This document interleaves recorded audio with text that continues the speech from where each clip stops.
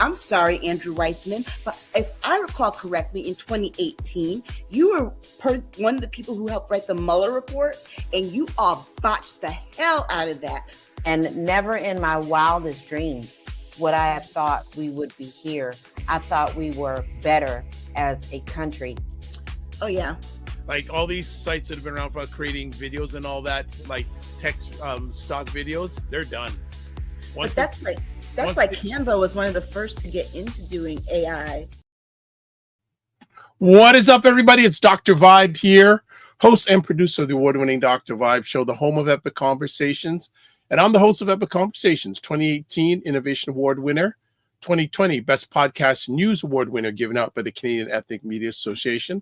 I also co-host and co-produce the only online show in the world for dads and fathers that's sponsored by Dove Men Plus Care. And since 2020, we've reached out directly and indirectly to over 400,000 dads, fathers, and male caregivers around the world. And as always, I'd like to say you're blessed, highly favored, a magnet for miracles, and a solution for someone's problem. We're broadcasting live on February 1st because it's Primetime Saturday with Aisha LaLa. And because it's Primetime, it's their time. There we go. It's their time. It's their time. It's their time. What's going on, ladies? Oh, a lot. Just trying to stay balanced. Well, I'm sorry to say, but I guess we're at war now. There's a trade war, so we're at war. Well, there's a lot of things going on. I mean, there's a trade war. There's supposed mass murders and killings of ISIS terrorists, and it's okay. No problem. All right. Outside of that, how you been? Because we'll get to that in a few minutes. Outside of that, how have you been? Okay. It's been tough though, Dr. Vibe. I mean, it's kind of hard, even though we protect our peace. And I have seriously limited news. And really, I've been meditating like, I don't know. I think I've meditated more than I've ever in my life, like 2 and 3 times a day, just trying to make sure that my body and my spirit are at ease. Because the anxiety is high. It's a little hard to separate and move forward when it's such chaos that involves people that you love. When you're announcing things and canceling things that actually directly affect your family, that's pretty stressful. Okay. There is stress, but let's, as Lala says, let's be the light. Aisha, book, talk to me. Should I be reading this or you should be reading this? My children's book, The Infallible Fanny Freeman, comes out February 4th. If you don't find it on barnesandnoble.com February 4th, I know it's definitely going to be alive on February 5th with an updated promo, but it should be ready February 4th, and I'm really excited. It came out really, really cute, and I'm just thrilled about it. It is a 32-page children's picture book. Great story. It retails for $22.95, and anyone interested in getting a signed copy needs to email you. There you go. Yes. But also, all book roads lead to Dr. Vibe. Okay.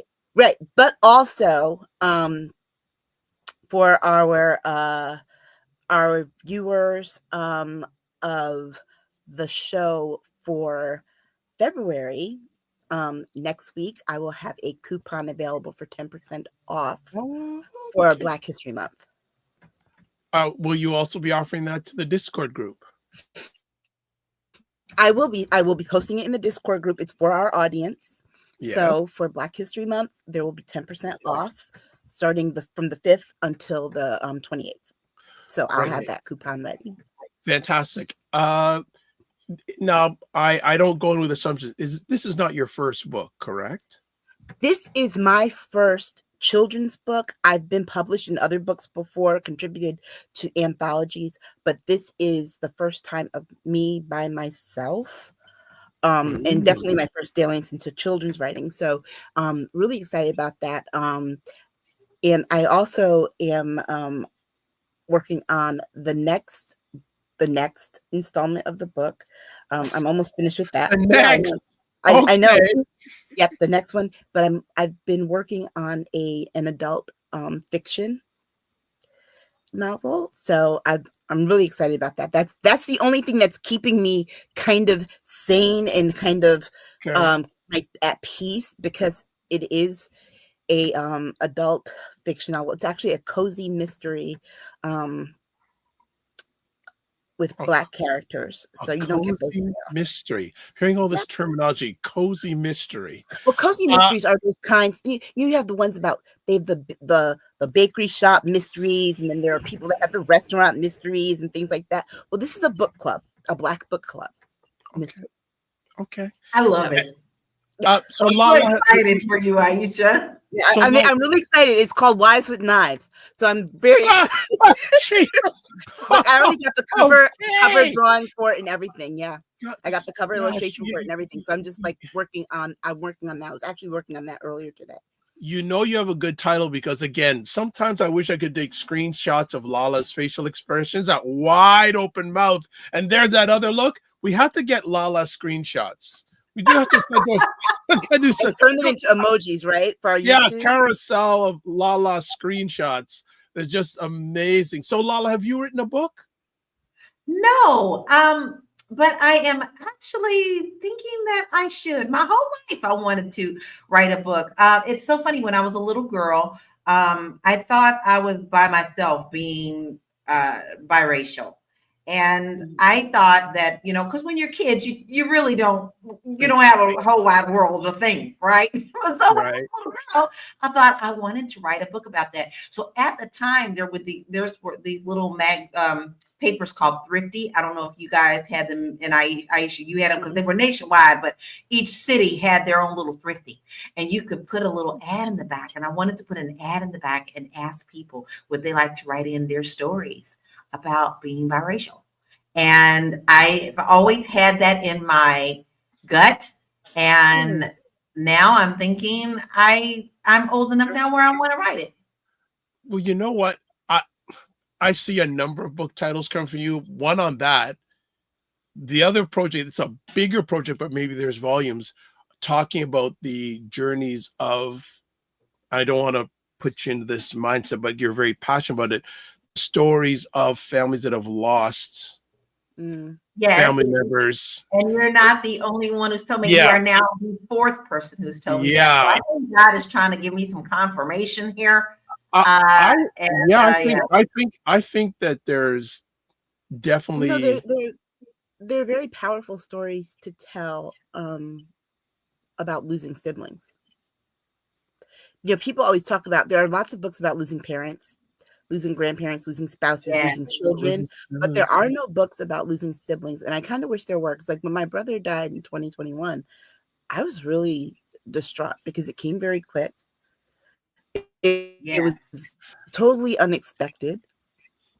And then it was like, my best friend, none of her siblings had passed away. So there wasn't really anyone around me that had that kind of experience to talk about. Like, yeah, there's a lot of layers to this. Yeah, like I even see a web series. I see especially like and then the different relationships and dynamics, like also within a family. Like, when you have siblings, like my brother and I, we only share one parent, and so there's a different dynamic there, Right, and us too. My sisters and I, one parent. And we didn't grow up together. There's such a huge content creation bubbling in my Edgemont. I already see web series. I see traditional. And also too, with aging, the aging then becomes a different part of it as well. Because, one of the things that I didn't anticipate this age at 50 was a friend of mine that I grew up with dying when we were 35. Yes. Did not end, like when we were 16, I'm like, oh gosh, wait till we're 50, we're gonna be really dangerous. And it's like, wow, she died at 35. And so it's been 15 years. Lala, if you ever want to go on that journey, I'd be happy to assist. Yeah, you really I think. And you know what? I'm going to put it out there now, because actually it's been a year since people have been kind of tapping on my spirit. And this year I was like, you know what? I want to honor in a different way. I'm still not getting justice, but I'm not alone. I know that I'm not alone. And I know for a fact I'm not alone because on the anniversary of the accident, I did a broadcast about it, and it's on all my social medias. And there was several people who reached out to me about what happened to them in Hinds County.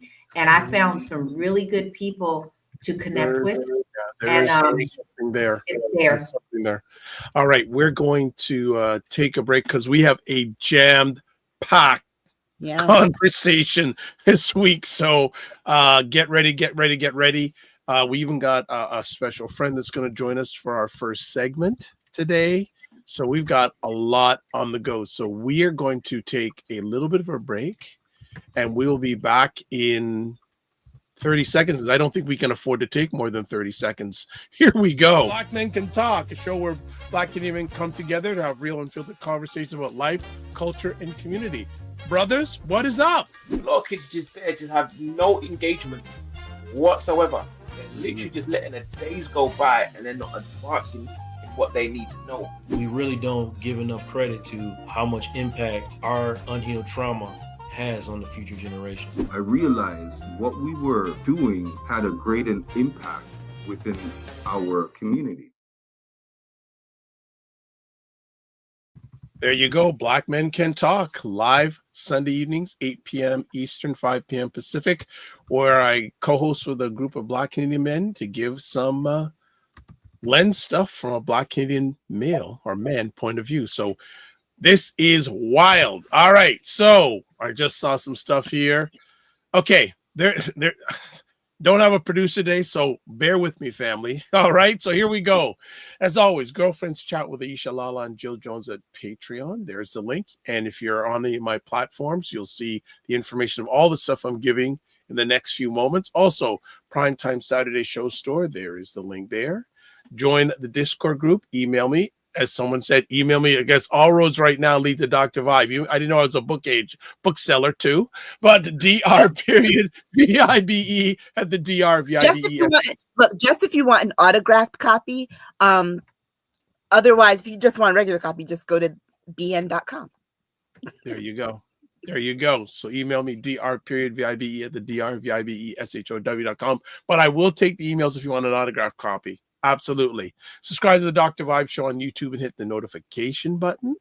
And like the Dr. Vibe Show on Facebook, LinkedIn, and Instagram. Just a little new thing that YouTube is rolling out. So for people who use YouTube and host YouTube channels, on the community tab, very, very soon, they're rolling it out. And Lala's going, oh, what's this all about? You will now be able to have people make comments in your community tab to form a community. Oh, so that is, they're rolling it out in the next few weeks, everyone. So you'll be able to like have community chats inside your community tab. I love it. There you go. Also to advertise your business product or service on any of the platforms that I'm a part of, DR.VIBE at the DR.VIBESHOW.com. And what else? There's lots of stuff going on here. So who is here? Jen Myers. What a surprise. Jen Myers is here. And she's watching actually on Lala's Facebook page. There you go. She says, hello, hello. And she goes, she loves mysteries and fitness IQ Cam. Hola. You got a show in a few minutes, but you stopped by. We appreciate it. I love how she comes in to support us. Thank you so much. Thank you. Absolutely. Big thing. Also, there's someone named Tony that's is his favorite. So I don't know if there was another Tony, I'd say Tony, but that's a whole other conversation. All right. What else we got on? There's so much good stuff going on today. All right. So 47. 47. 47 and DEI, and we're supposed to have a friend on, but he hasn't cammed up. So when he turns on his camera, we'll bring him. There he is. All right. So for people who do not know this individual, if you watched our coverage of the debates this past year. The vice president on presidential debates had a good friend of mine, Cesar Nadima Musa, who is a DEI facilitator specialist in Canada, who is going to join us for this segment. So welcome, Cesar. How are you today? I'm very good, Dr. Vibe. Happy New Year to my sisters. Hi. Happy New Year. That's right. We haven't You. seen I haven't you. seen you since before the election. Yes. It's only February 1st, and happy Black History Month. Yes. Yes. Thank you for joining us. My gosh. Yeah, he was wanting to join you. He might be canceled for the next 4 years, but you know. Jeez. All right. So, Cesar, why don't you lead off the conversation? Because this is something, and I think just for the audience to just share a little bit of what work you do in DI, because you are in that lane. Indeed. Thank you. I am the Eastern Ontario Regional Director of EDI. So in Canada, we speak more of EDI, but you know, DI is the same. And I am a consultant on EDI, notably to federal institutions. And to give you examples, also I've trained police departments, entire police departments. Behind me, there's a book, The Myth of Child Protection. So I've also been published with an EDI, but also a Pan-Africanist Black Pride lens in regards to EDI issues worldwide. And I am also one of the representatives of Canada at the United Nations for the Black Canadian Civil Society in regards to the United Nations Decade for People of African Descent, among other things. And of course, I'm in the media often to address police brutality and issues of racism, etc., and notably Orange Men, as I like to call them. All right, so kick off the conversation, Cesar. What do you think of 47's behavior over the last week, and then especially bring up the DI in regard to this plane crash? Well, how can I put it? Oh boy. And first, I want to say I'm sensitive to the fact that anything and everything I say, I'm on this side of the border. Meanwhile, our sisters are in the United States. I like Donald Trump. I like Donald Trump. I've said it before. I do like Donald Trump. Matter of fact, I love Donald Trump. Because for everything I dislike about the man, and I can go through a long list, there are two things about him that I absolutely love. One, he exposes the corruption in terms of the American political and social system. And number two, he is the very definition of white privilege that we, in terms of DEI, EDI, social justice, we talk about in regards to oppression. So when I say I love him, please, I say that to be provocative. I obviously don't love the man. He represents everything I stand against. He basically personifies in one human being the very contradictions, as Dr. Vibe, you know, I've often talked about it. I mean, I'm going to say it. Don't you have Christian evangelicals, including Black religious conservatives, will vote for Trump, justify the vote for Trump, and you literally could make the argument that man is the Antichrist in terms of values and behaviors. You can make that argument. The more I think about it, the more it becomes quite plain. So when we are here talking about DEI, and notably beyond even the plane crash on the Potomac River in Washington, but also, and I'm saying this, of course, with, I don't like the term thoughts and prayers, you know, that's very white. Solidarity to the families victimized by the plane crash in Washington and the plane crash in Philadelphia, and who knows when is the next one. In Canadian French, the whole thing. He's stripped the whole thing. Yeah, in Canadian French, there's an expression that says, basically, I'm going to translate it, jamais 203, meaning Never two without three. So I know. I would say the man, and I mean, there's nothing you can say about Trump that would be really new, but he is a definition of the very hypocrisy in trying to shift the blame from his own decisions in basically the federal, the National Transportation, NTSB, and the FAA. Meanwhile, this man is basically nominating for positions of power and influence white men and white women who truly lack the very qualifications that even in terms of DEI, EDI, social justice, they wouldn't be deemed competent. Matt Gaetz had to retire because he was too much even for Republicans. Pete Hegseth, I forget the name. I forgot to look up her name. That a female, I think, senator or congresswoman who ended up switching her vote in Joni favor of Ernst. Pete Hegseth, even though herself had been a victim of sexual abuse and what I think I understand to be rape. It tells you the level of corruption this man, as a cancer, is spreading. Not so much spreading to America, but making it visible. It's in that sense that I say I love him. It's making it plain. And now we are seeing the same person talking about DEI. We are seeing the people who are coming forward. Tulsi Gabbard, Robert RFK Jr., and of course, who's the third one that I'm forgetting? I mean, it's You can take your pick because Cash Patel was yesterday too. Kash Patel. There you go. There you go. I mean, and then I got to he points the interrupt. finger at I had the conversation with when Kash Patel was being in front, and I went, he couldn't admit that he was on a whole bunch of shows Where they have him on video saying, the yeah, very and I'm things just that they going, asked him about. oh, I'm being neutral. I'm going, OMG, this guy can't even say yes to a question. No. The very things But, they let's be honest, y'all. Listen, who did he learn that from? Trump does that every single day. And he does it multiple times a day. And the fucker believes himself. That's the problem. So these people are doing nothing but what they see have been accepted from the one who's in the White House. There you go. But here's the thing.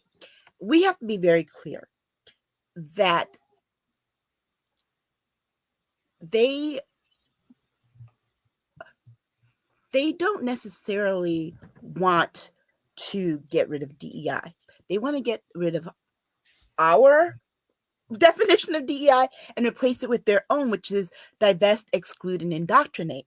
Because basically, I like that. Divest all of the funding that goes to programs that help people who are in diverse populations. So we're not just talking about Black people, although that is their substitute for the N word these days. It's Black people, brown people, Asian people. It's people of different religions. It's women of all stripes. It's the LGBTQ community. It is the academic community, because they say that you're an elite if you have an education and you can read, because those fuckers can't read.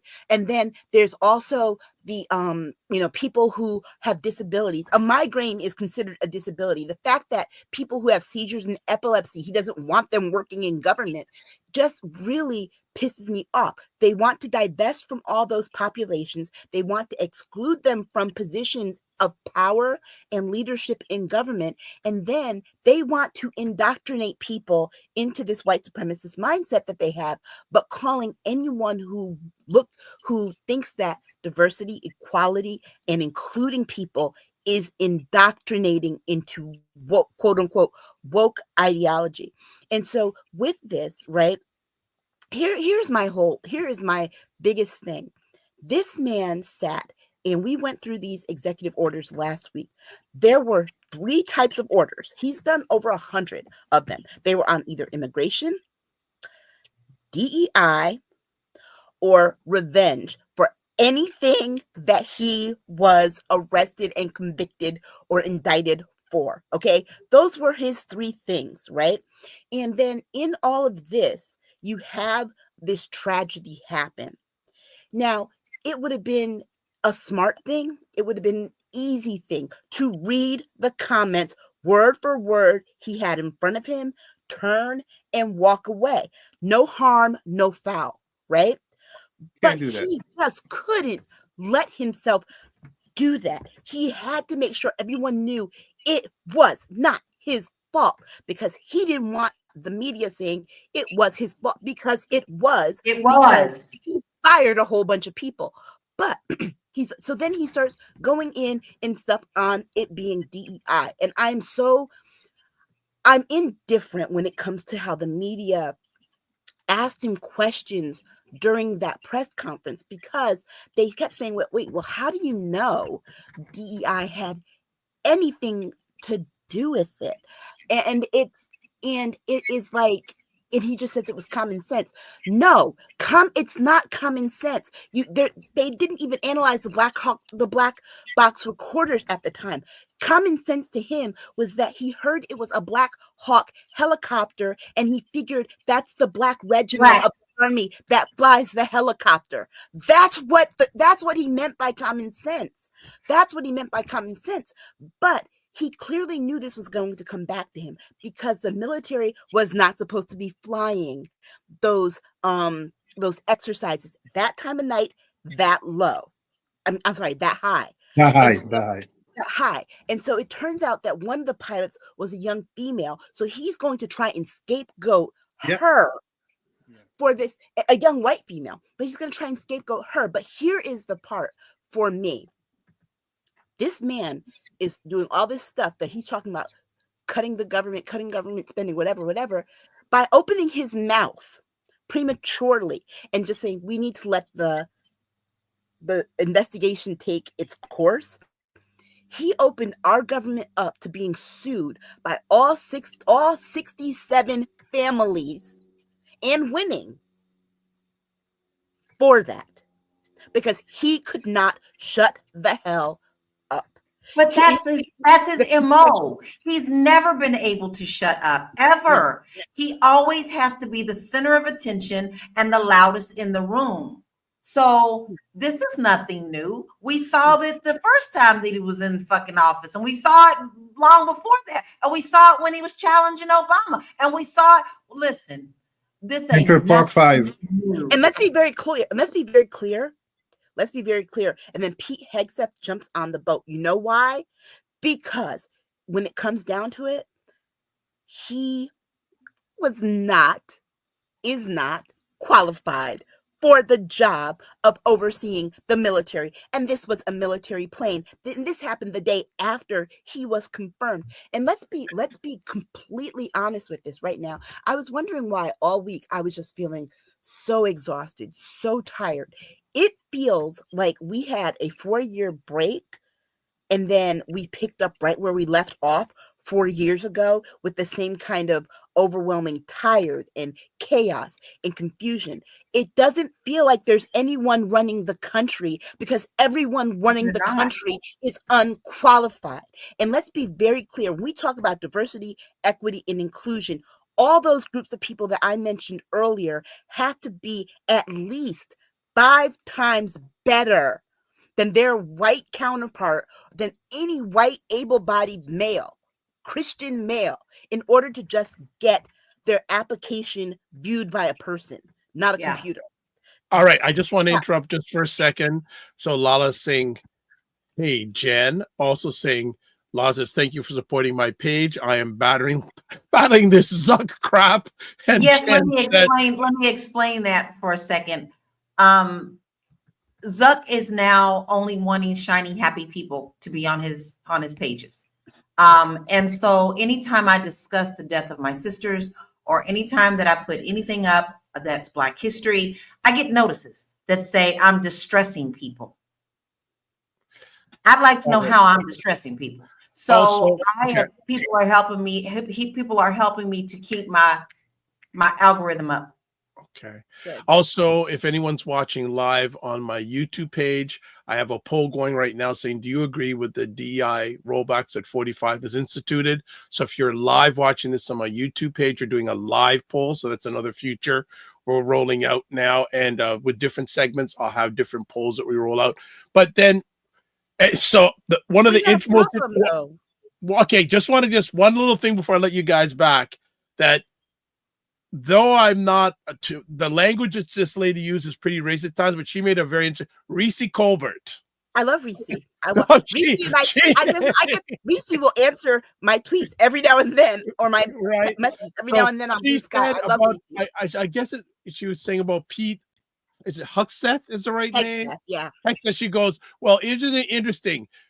All this administration is against DI. He got hired because he's a DUI. Right. Yeah, she said that on Don Lemon's show. Yeah. And yes, I saw that. I went, oh my. Didn't y'all hear me say that last week? I said the same thing.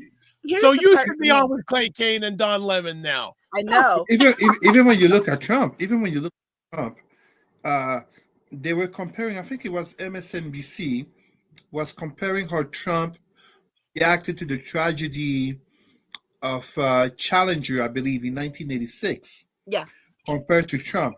Even in terms of competencies for being a president, he's not qualified. Trump is not qualified.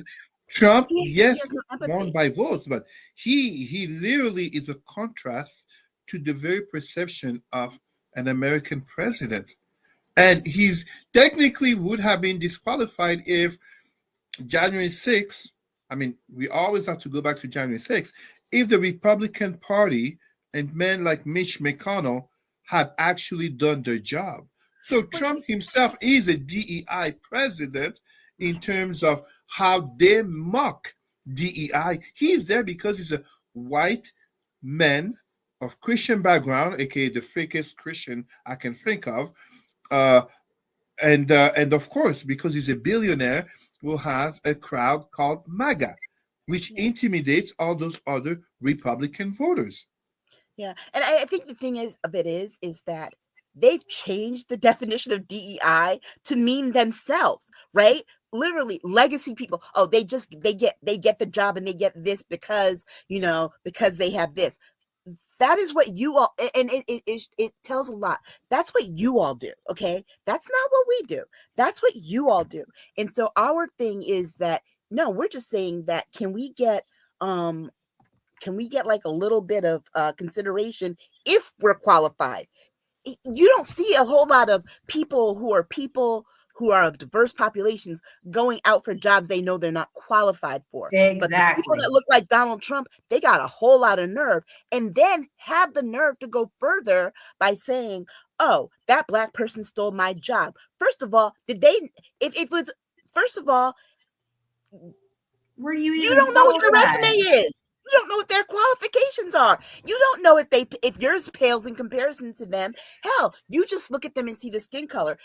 You could have went to the worst law school in the country and they went to the best. And you all are trying to get jobs at a law. They could have won a $20 million lawsuit, but your career high is $26,000. Of course, you didn't get the job. But I think we're going to have to get to the point where employers are now, and we probably should have always been at this point, right? Where employers now tell people why they fired them, why they didn't hire them. We did. Can you not accept that? I accept the cover letter when someone says, "You're not right. We don't think you're right for this position with our company at the moment." Okay. At the moment. And guess what? Move on. Do what the rest of us do when that happens.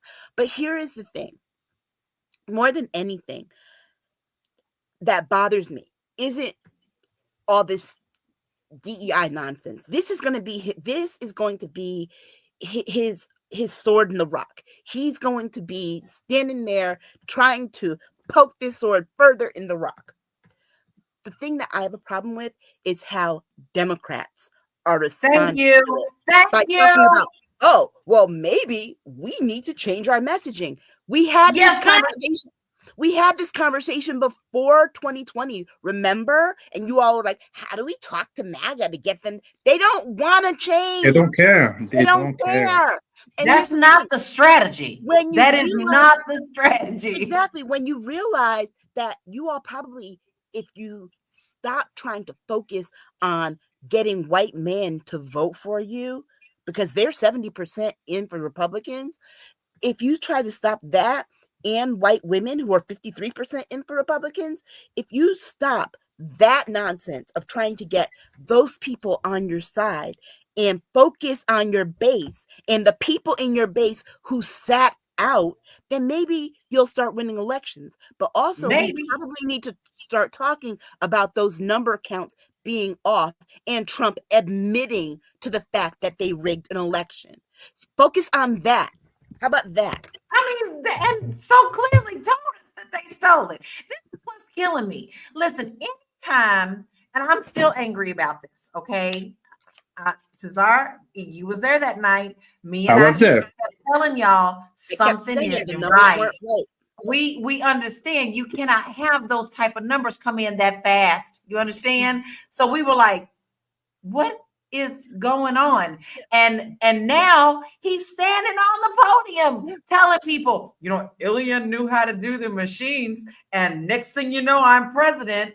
Yeah, nobody he rigged the machine. About it. He said we rigged the election. And he sure did. And here's the part for me, because I remember that night very clearly. I remember counting those numbers, and I remember saying to everyone, why are they giving him the swing states that haven't been counted yet? Because that's, you want to know, Pennsylvania actually just came out this last week or two and said that if you would have counted all the things that have been counted now, it's very clear he didn't win that state. Yeah, well, it's probably clear with all of them, because remember, all those states also had a senatorial race with a Democrat that ended up winning. Remember, those votes were still being counted. So how did that? There's no splitting the vote, and I think it was an artificial way of presenting the news, to the point that now you've got MSNBC. Yeah, okay, fine. You're forcing Rachel Maddow to go back 5 days a week, but did you really need to tell Alex Wagner, until you decide to bring her back again, her assignment's going to be to do a podcast called Trumpland? Why are we still trying to figure out their voters? I want to swing it back.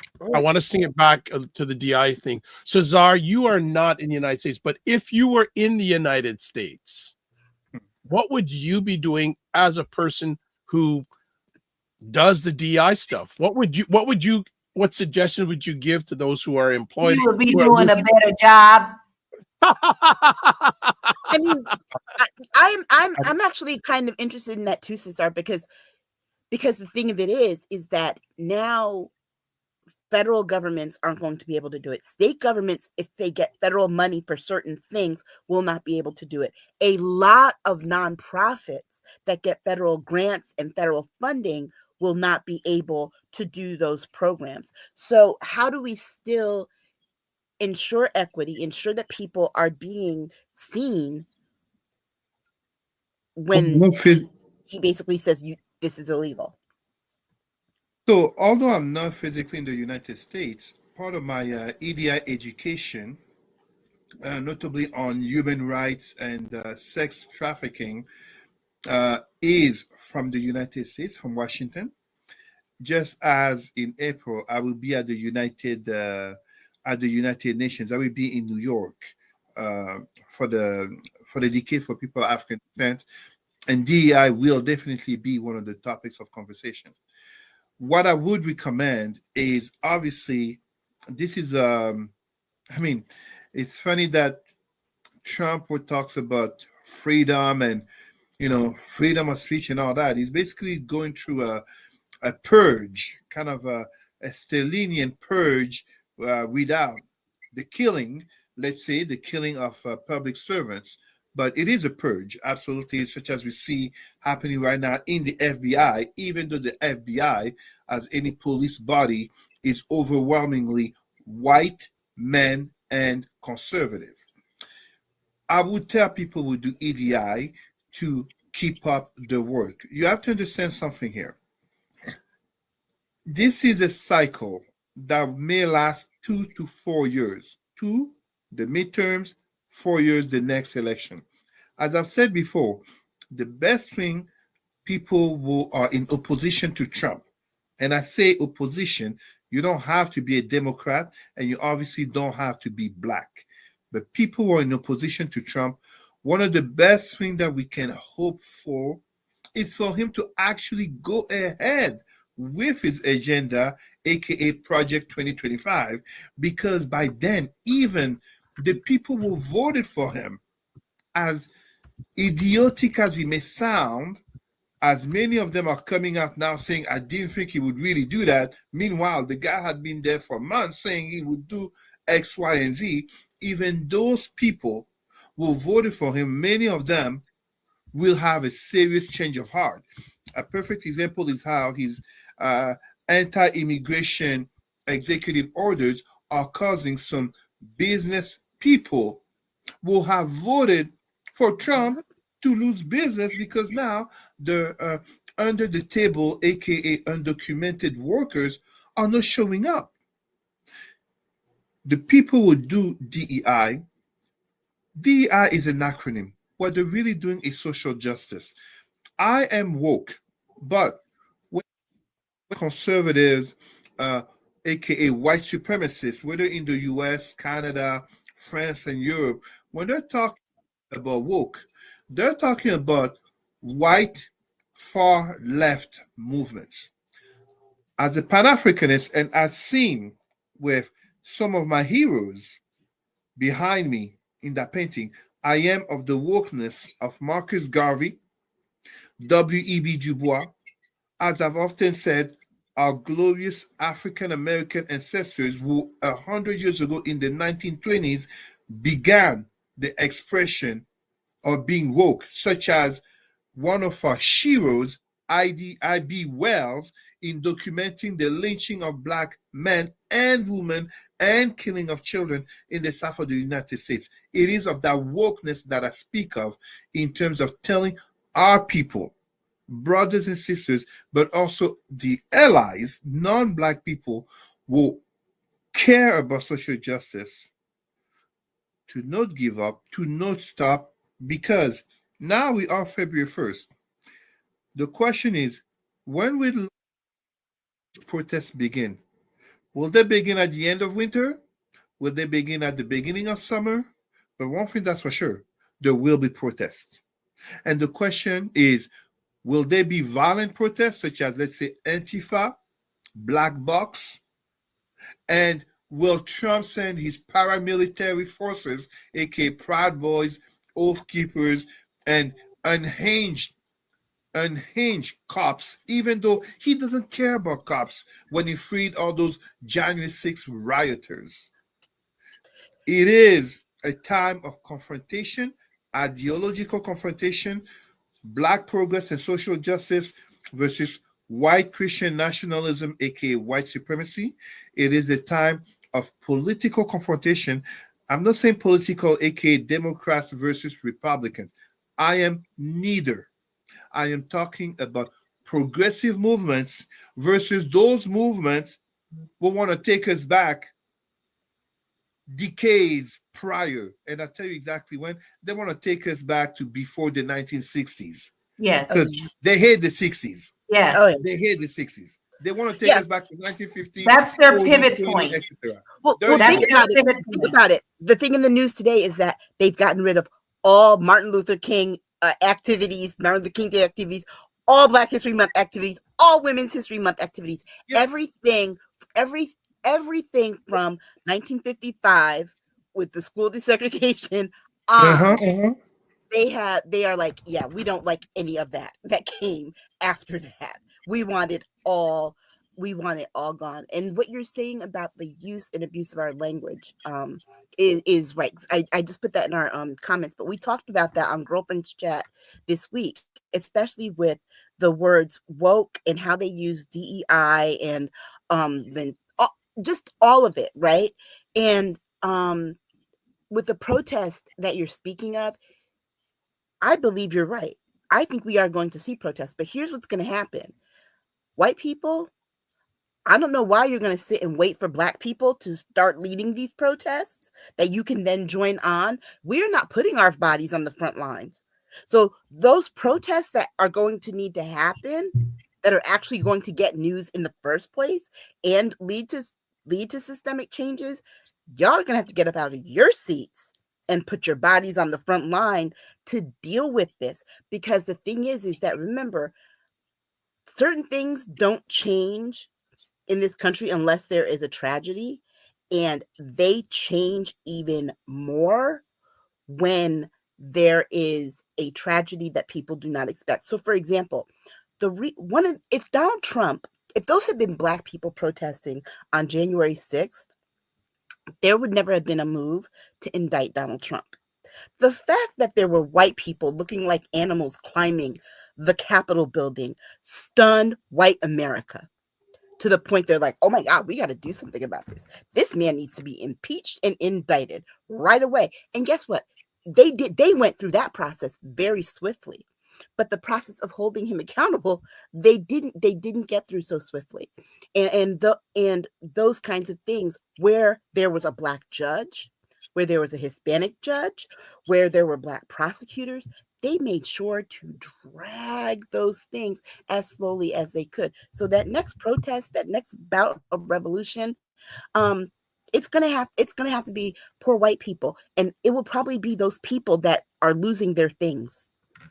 And let me confirm to you how accurate you are.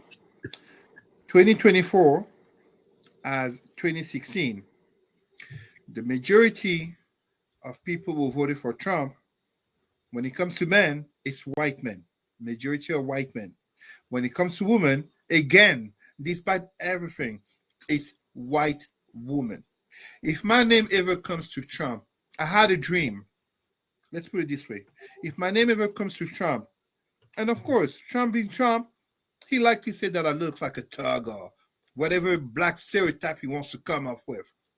I will ask those people, and I will ask Trump, him, who basically is a convicted felon, notably of statutory rape, aka a rapist. How do those white men, white women, and notably will claim to be Christian? I don't even care about the Black people who voted for him, because to me they're lost, aka Snoop Dogg. We see you. How do you justify having voted for that person despite his antics decades long of not caring about you? He does not care about them. You clearly saw even on his January 20th, on his assermentation, he made sure to put the billionaires even ahead potential secretaries of state. He didn't have the common white men and common white women. He had billionaires. He wants to make a show of strength. He wants to basically say, these people kiss my ring. They bow to me. History will have a very severe judgment regarding Donald Trump. But there is an expression that says, never underestimate the stupidity of humanity. Never underestimate the extent to which America can go. To quote a famous American philosopher, aka Curtis Jackson, aka 50 Cent, you wanted an entertaining president, you got one. But it's like a show. It's like a Truman show. Look, here's the thing. White women, y'all should be very afraid. Very. Because an adjudicated rapist just let 1,600 criminals out of prison. Yeah. Y'all should be very afraid. All right. Well, leave it at that. I know, Cesar, I know you got to run, but thank you for dropping by. Thank you so much for having me. Yeah, and you are always welcome. And if anyone wants to get in touch with Cesar, I put his contact information in our comments, in the comment sections on all my platforms, but there it is, email and Facebook. And you can catch him bi-weekly on Black Canada Talking, 5 p.m. Eastern Time, 2 p.m. Pacific, wherever you're watching this on my platform. So as always, Cesar, to you and the family, don't just manage your time, manage your energy. Remember to give yourself grace, and always good to have you here. And solidarity to my brothers and sisters Thank and you. the allies in the United States. I will be there with you as I'm always there in spirit. All right. Take care. All right. So let's go to our next conference. Oh, go ahead. Go ahead. I have one question. Anybody hear about the tariffs? Well, yeah, They're but supposed to start today. Oh, they are seen. I'm just, as we transition, we'll come to that at the end because we got a lot of stuff to get to. We know got a lot of time. So let's and this is a good segue on what you just commented on, Aisha, about white women. So Yeah. our next conversation topic, the way Black women always find a way to uplift and press forward, and how white women always feel they deserve our space. Go for it, ladies. All right. So there is this absolutely wonderful thing that is going on TikTok. And mind you, it is now only like 10 days in. There was a beautiful idea. There was a professor, and I'm pulling up the photo so I can give her name credit for doing this. She is doing African American studies, Pan-African studies, and her name is Dr. Barlow. Now, she came on TikTok and was talking about her class, and then somebody else came on and said, you know what would really be cool? It's like if we had a university, a full functioning fun online university at TikTok. From that idea to today, baby, we have so many classes that are free and available to us. So many other professors, Black professors, jumped on this boat, and it's called Hillman Talk. And you can also go to their website, which is www.hillmantalk.com. You can follow Dr. I'm going to get her name again, Dr. Barlow's page. And what happens is you actually literally go and enroll. We've got student council. We've got mental health. We've got fraternities and sororities. You have to have a ID for the class. It's turned into this beautiful and wonderful thing.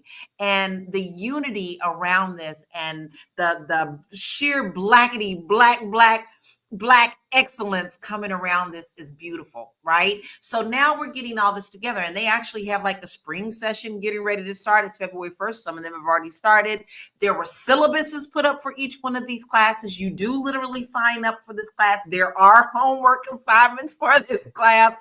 They're already planning summer classes. I just want to interrupt. Do I have the wrong thing on the screen? Because what you're talking about and what I have on the screen are two different things. What?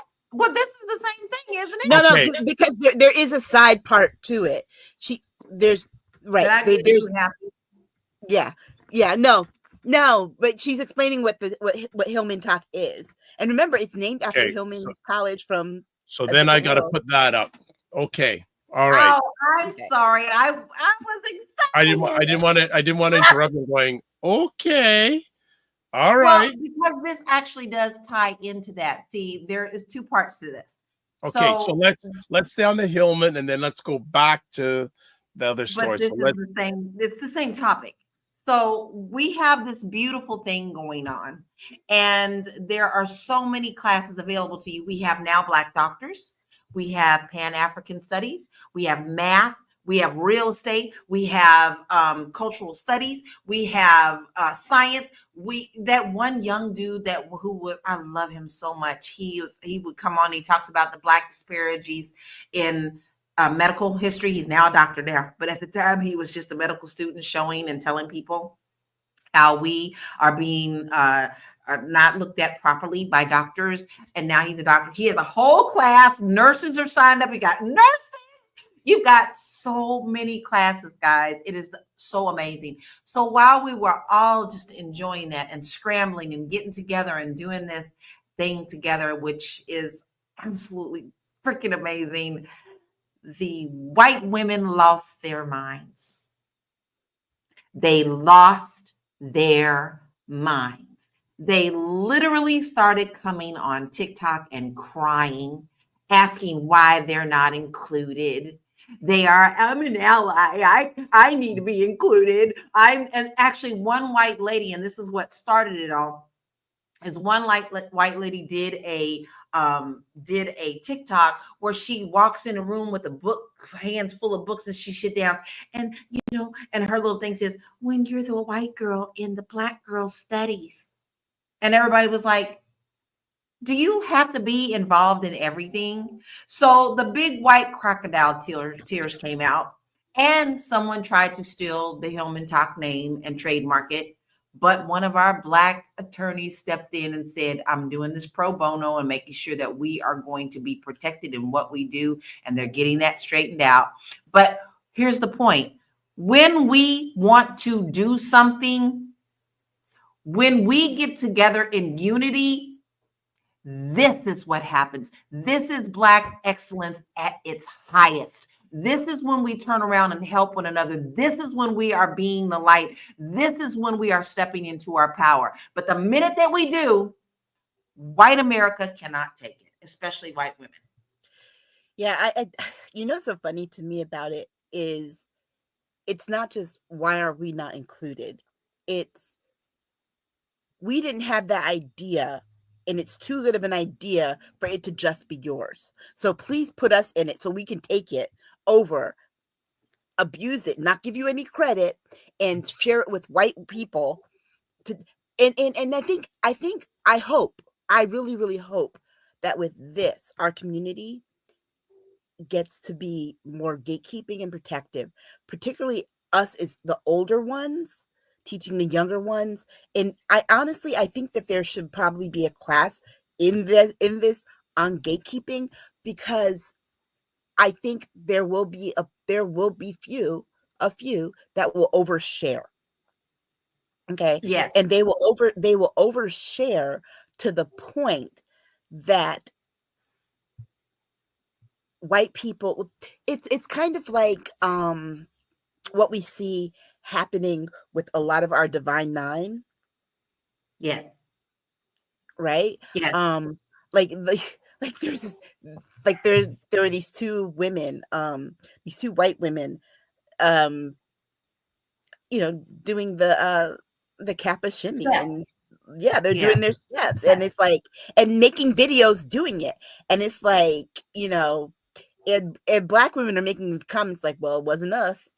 Which one of y'all is sleeping with which one of these women, and showed her all the secrets. And so it's that kind of thing. And I hope that we can be very mindful about that, because if there's anything that we should learn about how they've hijacked the word woke and put it with ideology and made it a verb, a noun, a predicative, a predicate, and all the other figures of speech, the things that they've done with CRT, which was a actual collegiate field of study, and turned it into something it's not. The things that they've done with DEI, I hope the lesson that is learned from that is that we've got to do better as a community and as a culture of keeping our things ours, to ourselves, and telling people that when you do this, you are not only disrespecting our culture, but you don't know what the hell you're doing.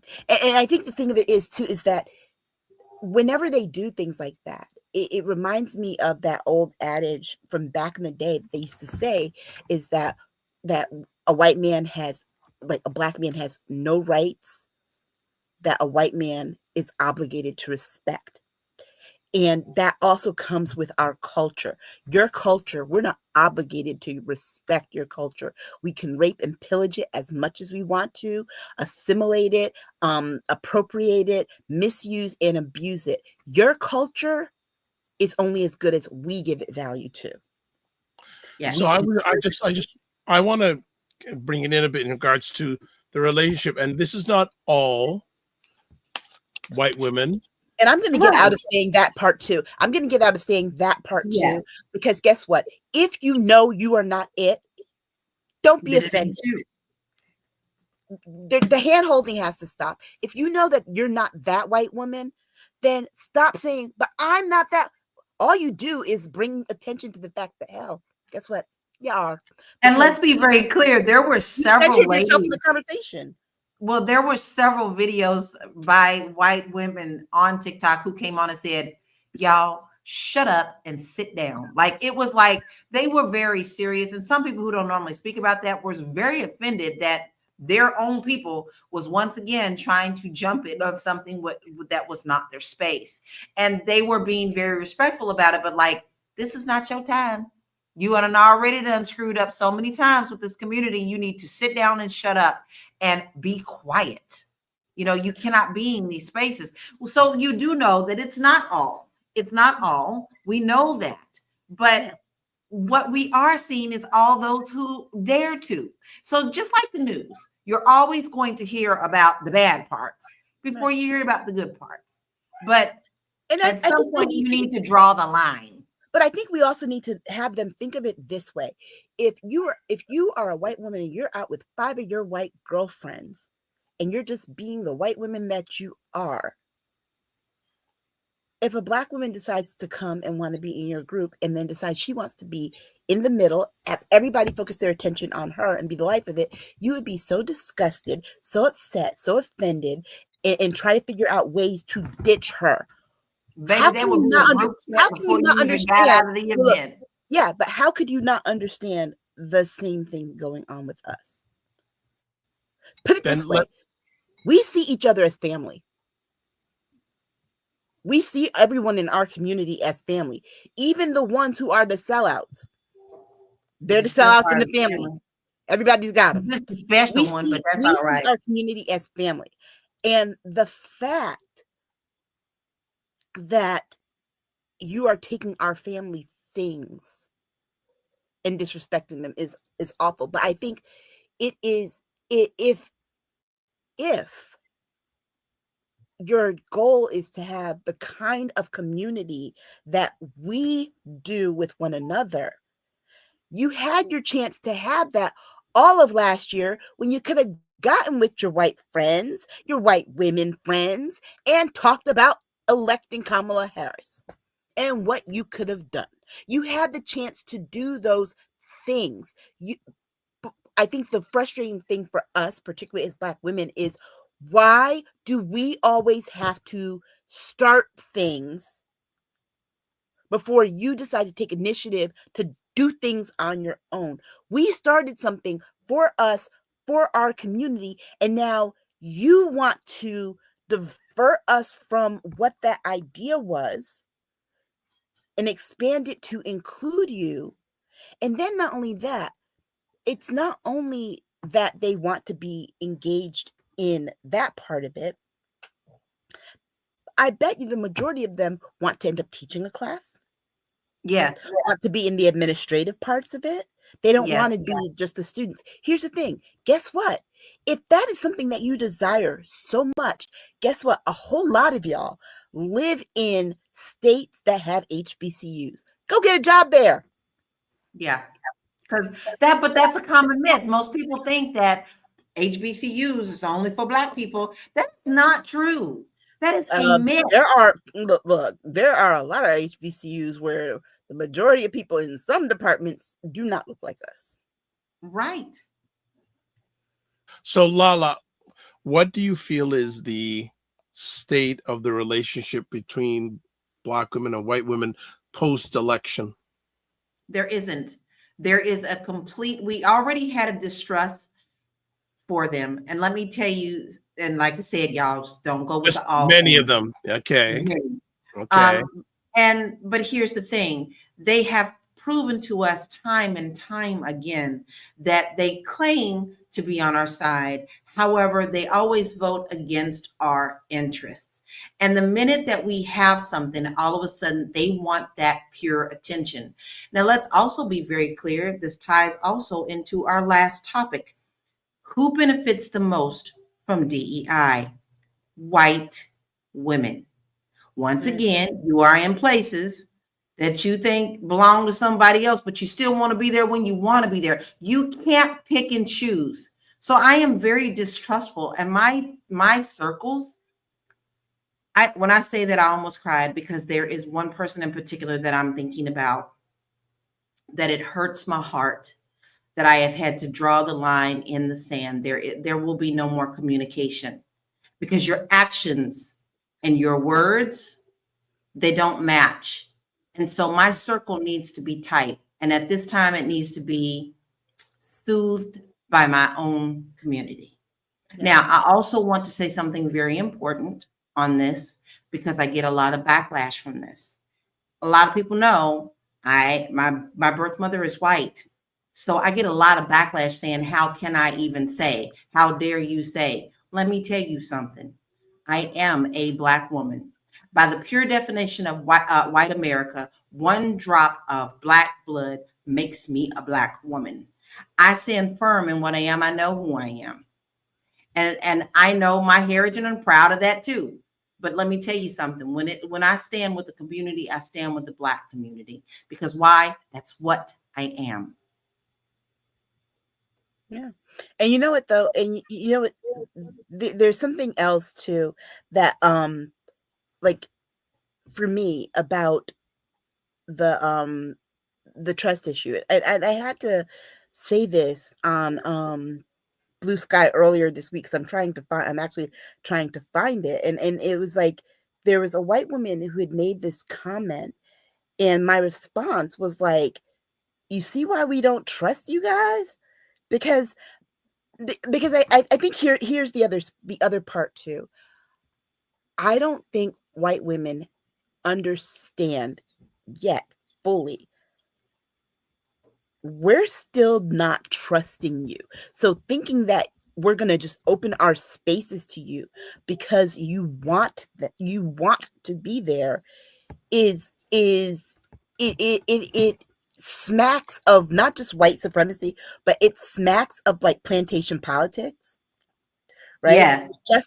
Just because you still want to be in our spaces, but you still want to be above us in some way, to the point that you think it's okay to call out the fact. Think about it. The fact that you sit there and say, how dare you not let me into your space, is also the reason why you're not let into the space. Think about that. The fact that you can fix your face to say, how dare you not let me into this space? I want to be a part of this space too. Why? I'm an ally. That's why you can't be let into the space. Because guess what? It's our space. We get to decide who gets in and when they get in. You don't get to decide. You know what? No matter how bad you want to be a part of something, there are things that you're just not going to be able to be a part of. You know what? I'm going to share something with you guys that happened in high school for me. There was a girl who really didn't pay much attention to me at all. We were in the same class. We were both in vocal. Didn't dislike her. You know, she would speak to me and everything, but all of a sudden she started really getting close and started walking to class with me and asking me questions and trying to cozy up to me. And something in my spirit kept saying, why all of a sudden is this girl cozying up to me? She's never been in my circles. She, I don't understand, other than us being in choir together, why is she around me? 2 weeks after doing that, she finally turned to me and said, can we have lunch together? I'd like to talk to you about something. And I said, okay, why not? How do you feel? How do you feel about me dating a Black man? Because my parents won't let me. And I figured I would just ask you because you're biracial. And, how did your family handle it? And blah, blah, blah. And it was at that point that I knew that I was being used. I was so blind so many years. And then when I looked back over many other relationships, I saw that was very clear. But that was very clear to me. The minute she got what she wanted, when her parents put their foot down and she was not allowed to date that Black boy, she was no longer in my world. No longer asking me to go to lunch, no longer walking down the street with me, no longer just saying hi, sat on the other side being an alto, me in the soprano section, and had nothing else to do with me. This is how I see white women doing now. Yeah. That's exactly the experience I had with that woman on Blue Sky, because I found it. She wrote, Democrats need to stop saying I told you so and start saying people are hurting because of this man. We need to help. And my response to her was, ugh, this is why you guys can't be trusted. This is why we didn't want to wear your stupid bracelets. Think about what you were saying. Racists are hurting. Misogynists are hurting. Transphobes are hurting. Islamophobes are hurting. Emphasize with people who hate you. You are the problem. Yeah. And She that is the problem. that's one of those things too. And I sit and I think about all these things. I think about the fact that I was watching TikTok videos today. There's a black man who has a whole a whole Instagram page about things that white women are not afraid of, right? Things that do not scare white women. This one white woman was holding and kissing a possum. First of all, I need you all to understand how afraid I am of any member of the rodent family that's down to squirrels and chipmunks. Okay? I cannot stand all members of the rodent family. Rabbits, bunnies, no. I don't do members of the rodent family. And so of all the possums and members of the mice community are all there on the very bottom. But possums especially are ugly. They're Possums, sneaky, I'm with you. and they're scary. This woman picked up a possum and the possum is making this face like, and she's holding it, kissing it, like, oh, he's so cute. Can we take it with you? And I'm thinking to myself, y'all sit here and talk about you're afraid of black men, but you are holding this scary ass possum that is waiting to bite you, that you found in the woods, that was playing dead on the side of the road, and you made your boyfriend stop in the dark for you to pick up this possum and ask to take it with you. And so it's like make things make sense. And here's the other thing. Why can't you start a feminist or womanist university? You know why? Because if you did, you'd probably get down to it and realize that there are people that you would want to keep out. Yes. And you would have to admit that. And so rather than having to admit to your own prejudice and biases, you try to get into another one that you know is close to you. It's not close to you. And let's be clear, it's not close to you because anybody hates you. That would be how you would do it. It's close to you because you all take our stuff and try to pass it off as yours. And then once you have it, you try to repackage it and sell it to us. To sell our shit back to us. That's the first thing. Then the second thing, you feel so emboldened by knowledge about Black people. You learn to Black people. You go to Black people and tell them things about their history and their culture you just learned. And because you just don't know, they only know the that, surface. Right. You just assume that they don't know their own history because you just learned it. So then you start white-splaining Black history to Black people who know Black history. And see, because all it would take is one of these white women who doesn't have a PhD, doesn't even have a bachelor's degree, to sit in one of these classes and try to tell a Black woman with a PhD, well, actually, I was reading such and such, and this is what my grandfather said happened to Black people then. Really? That's the kind of thing that will happen. And so when we say we want our space to be free of microaggressions, we want our space to be free of white-splaining, we want our space to be free of mansplaining, which is something that these Black women are going to be very diligent about having to do. We also want our space to where we feel like we can say anything without having to say every freaking time because you're in the room. Not all white people. When I say white people, it's just a generic, but it doesn't mean all. No, we won't have to do those things. And I can tell you this as someone who went to an HBCU, right? That was the least stressful period in my entire life. Yeah, I had the regular things you do with, whoever you're dating and, friends. And all, but guess what? I did not have to deal with any of the white nonsense on campus that I dealt with in the real world. When I was on that campus, I was safe. I knew that I could speak my mind clearly. I could say what I want about the state of America, about race relations, and my experience as a Black person. I knew I'd be understood, I'd be respected, and I'd be protected. Yeah. Period. Okay. Let's move to our next conversation topic. And again, not all people, not all, but interesting. I know white people say, "Oh, those black people," they think it's all of us, but they don't qualify. Right. But let's move forward. But guess what? But Dr. Vibe, here's the thing, right? What do? Then they go and throw us all into the DEI net, right? Yeah. They want to be the exception, but they want to throw us all into the same net. Let's move forward. To pay for 47 tax cuts, House GOP floats plan to slash benefits for the poor and the working class. Okay, I brought this up because what happened last week and what happened this week is confusing for a lot of people. So he told the heads of all of these agencies to cut back on funding different things. So the Office of Budget and Management, of Management and Budget, they go and they put out a memo to this effect, to what he said. Then after white people started freaking out, it was looking bad for Trump, and he started to get the hint of bad press from his own people.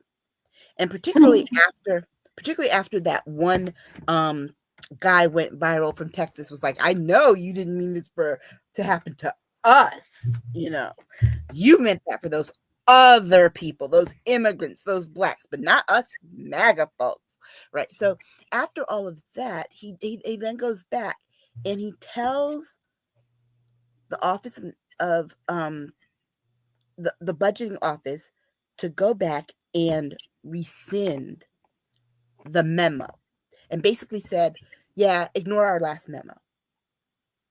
Ignore the memo, but not the order.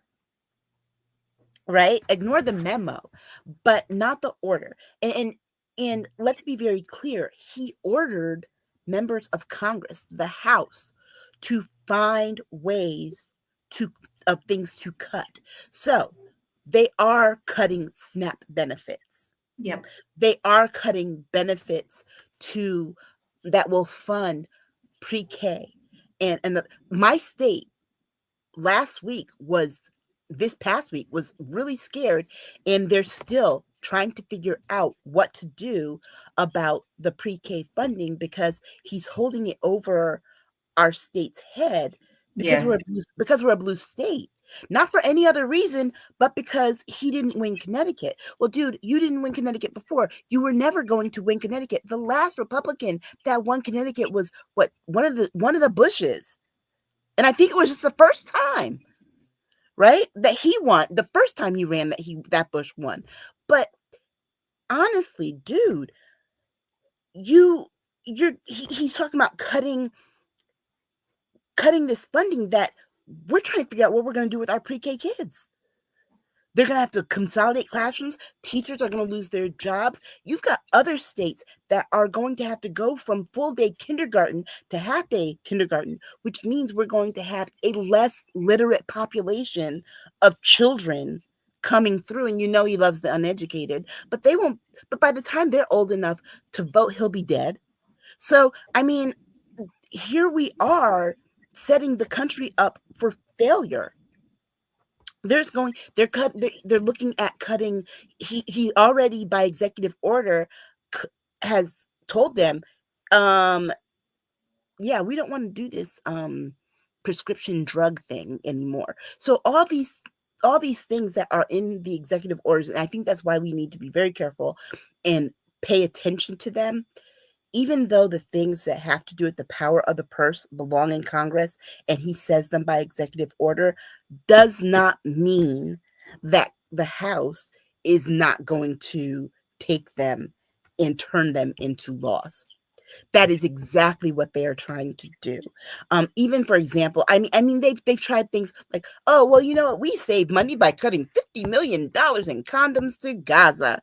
Well, guess what? That wasn't true. And how do we know it wasn't true? Because guess what? Federal budgets are public, one. Two, Everything that's paid for has a line item. Guess who could not find a line item for that? Reporters. They found a line item for reproductive care and services. But guess what? That doesn't just mean condoms.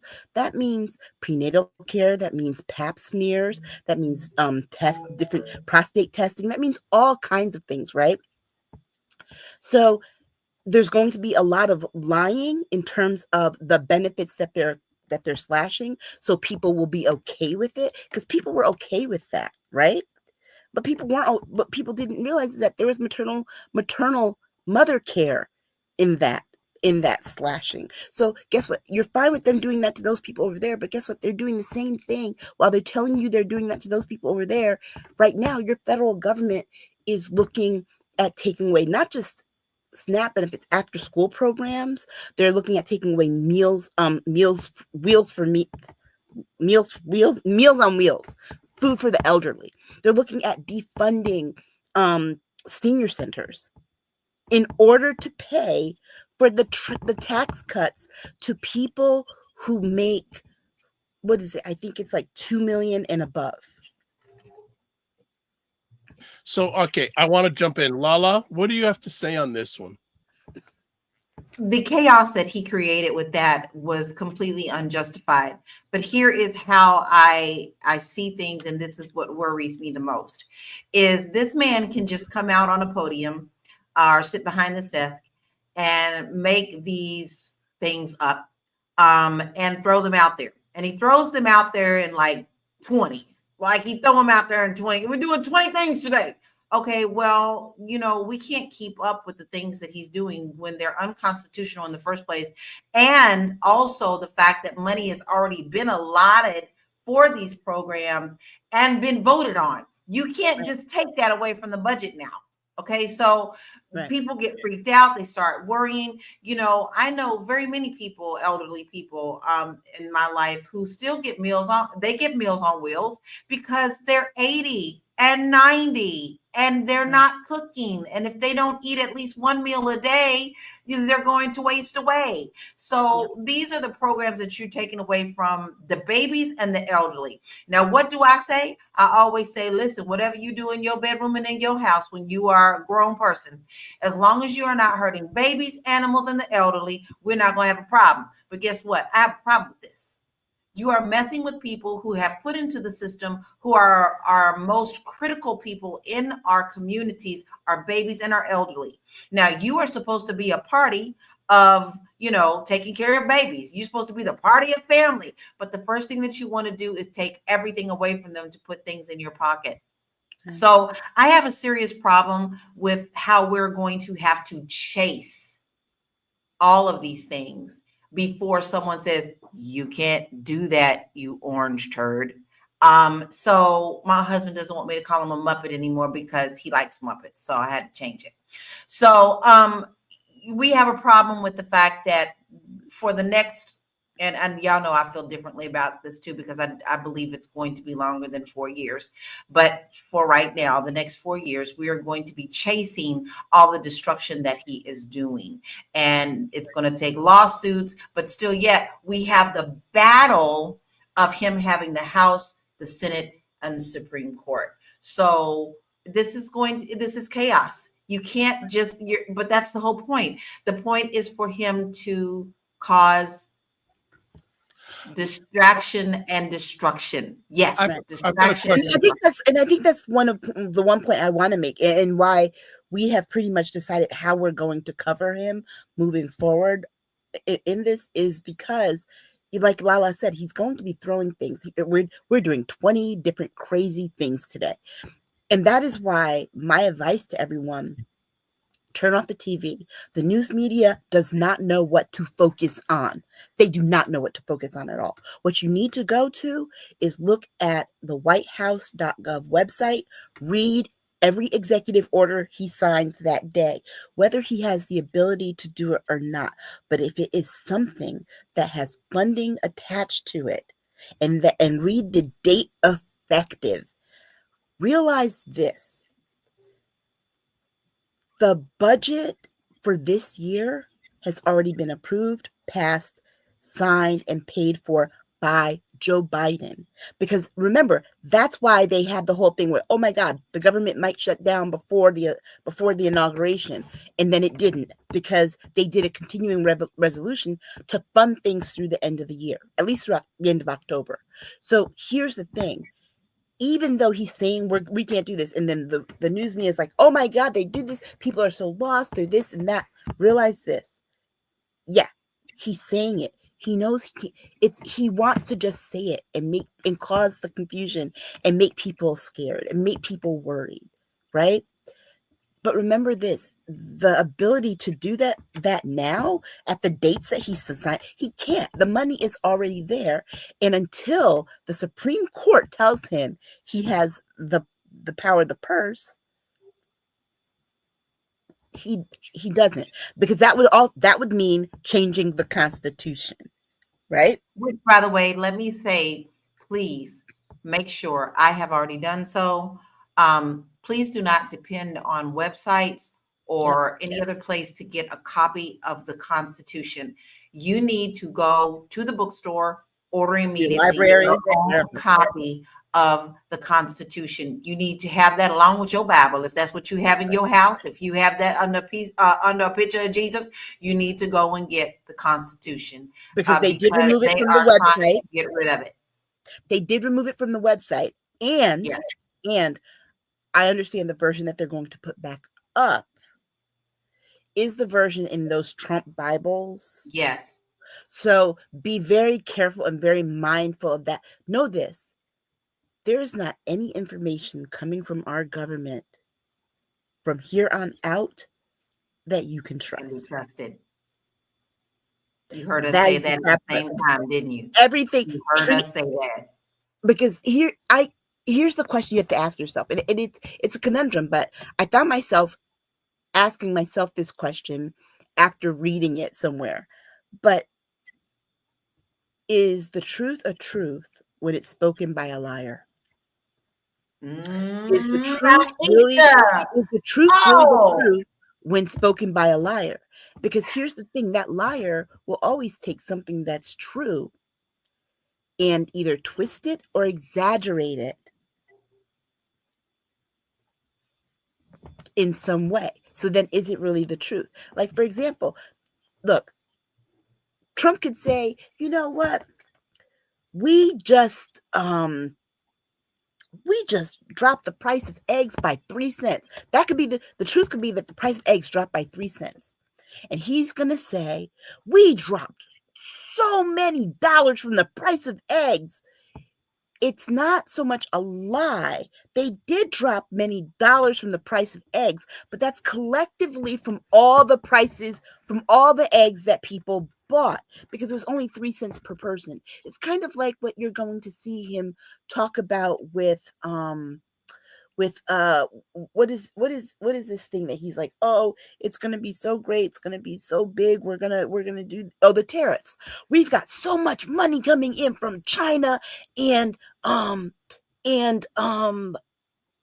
Canada and Mexico, which on some surface is true. They are paying the tariffs, but that money coming in is from Americans. And so that's the part. Is the truth really a truth when it's spoken by a liar? And that is really the thing we're going to have to focus on the next 4 years. Okay. So we're almost done, but we, in celebration of Black History Month, which I have a concern it should be Black History 365, but we'll leave it at that. We're going to have, for the next few weeks, spotlights on Black people who you may not know about. And today, LaLa is going to share us about a lady that I did not know too much about, but now LaLa's going to drop the needle. So go ahead, LaLa. Jackie Tawanda. Well, one of the things that I love to do is to definitely share information that most people don't know. And unfortunately, my information is loading slow. Oh, here we go. But I like to share Black history facts that most people do not know about. So today, let's talk about Jackie Tawanda. She broke barriers in boxing and beyond. So Jackie wasn't just a fighter in the ring. She was a trailblazer who shattered gender and racial barriers in professional boxing. She was known as the female Ali. She made history as the first Black woman and the first Black woman to be granted a professional boxing license in New York at a time when women weren't even allowed to compete professionally. She was born in 1933, discovered her love for boxing as a teenager, and trained in secret since most gyms refused to accept female fighters. So despite the obstacles, she became a dominant force in the sport, even taking on male opponents in unsanctioned bouts. In 1975, she famously fought and knocked out a male fighter in Madison Square Garden, proving that women belonged in the ring.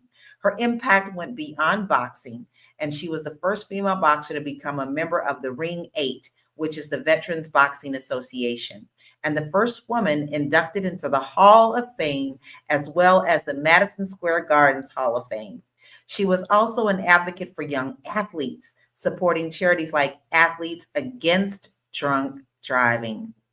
Jackie's legacy as a pioneer fighter and advocate continues to inspire women in sports today. She passed away in 2009 after a long battle with colon cancer, but her influence on boxing remains undefeated. Fantastic. Thank you so much for the reading and a new segment on the conversation today. And that's how we're going to end it today with light, as Lala likes to say. Yeah. Doing the light. So, as always, we want to say thank you to the ladies for taking the most important thing, their time to hang out with us today. And before we let them vacate the premises, I like that, vacate the premises, I'd like to have them share their contact information. So first up, Lala. It's little old me. I done put everything on my webpage now. So you can find me at www.laurakey.net. But I still also have everything up at bit.ly/LauraKeyInfo. Also have a beautiful store, and it is a print on demand, so you can get great t-shirts, journals, pillows, blankets, you name it. But it's all about celebrating our roots and richness, and that's what it's called, bit.ly/roots and richness. And let me tell you something else, guys. What made my week today was learning about Hillman Talk, because we can stay in the trenches and cry and kick and scream, or we can stay in the trenches for a little while and do that and then climb out, brush off our knees and move forward. We are a resilient people. Don't let someone else dim your light or squash your excellence. So get into something that's positive. Start with yourself and then move on to your community. Then we'll move on to the state. Then we'll move on to the nation. All right. Aisha K. Staggers. Definitely go buy my book at bnn.com. But in addition to that, the one thing I do want to say to everyone is turn everything off. Go off social media. I give myself a time limit. I don't stay on it and doom scroll all day. I check the news to see what the headlines are, and then I keep it moving. If there's a story I want to get some additional information in, I'll go look it up, and then I walk away, because I realize the point of this man is to exhaust us for 4 years. And I refuse to do that. I spent all week trying to figure out why I was so tired, and that was it. And so I realized I gotta walk away from it. And I encourage you all to do that too. But in your walking away for it, there are things that you do need to pay attention to. And the thing I want you to pay attention to for next week, because we should probably discuss it, is there, in addition to Project 2025, is the 1776 Commission, because that is how they want to remake the educational system in this country. And that was also an executive order that he signed this week. And that is what they're going to replace DEI with. So I want everyone to be on the lookout for that. And you can find me at AK Staggers on Instagram. You can find me on Medium at Aisha K. Staggers. .medium.com, and on Blue Sky at akstaggers.bsky.social. Wonderful. All right. And before we call it a wrap, you can find me website, the drvibeshow.com, YouTube, Facebook, and LinkedIn, The Dr. Vibe Show, Instagram at the DRVIBESHOW, X/Twitter at DRVIBESHOW, and email dr.vibe at the drvibeshow.com. And also you can catch me at Blue Sky at drvibe.bsky.social. And you can watch replays of this epic conversation on the Dr. Vibe Show on YouTube, Facebook, and LinkedIn, and also the Dr. Vibe Show website. You can catch it there too.